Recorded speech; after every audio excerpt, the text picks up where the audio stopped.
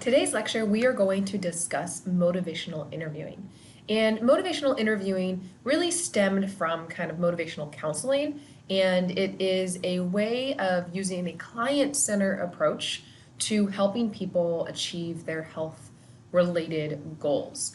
Now, motivational interviewing first started in the kind of substance abuse world, and a lot of counselors were utilizing motivational interviewing there. And then in the last 15 or 20 years, we've really started to use MI technique in more day-to-day health-related changes. So things like smoking cessation or trying to get more physical activity.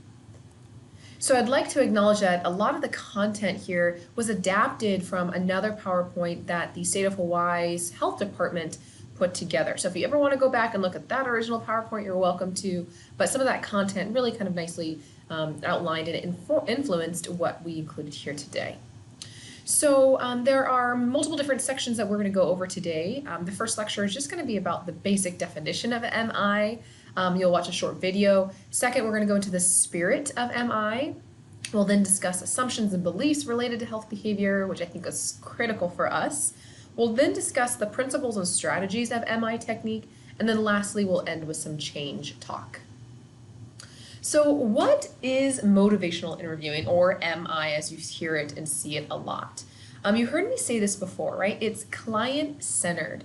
So when we say that it's client-centered, what we mean is that we let the client be the primary agent and be really involved in the coaching technique. It's very different from a traditional conversation where if a personal trainer were to ask their client, what health goal do you want to see changed? And the client said, I want to be more active, or I want to, decrease my risk for heart disease. Usually what happens is the CPT is going to respond by saying, all right, if you want to reduce your risk for heart disease, we got to get you more active. You need to eat more whole grains. You need to assess the amount of sodium in your diet. And they're going to start listing all these answers. Motivational interviewing kind of flips that and realizes that the client is the expert of their own life. And so we're using the client to really have a method of improving their own intrinsic motivation and helping with long-term sustained health behavior change.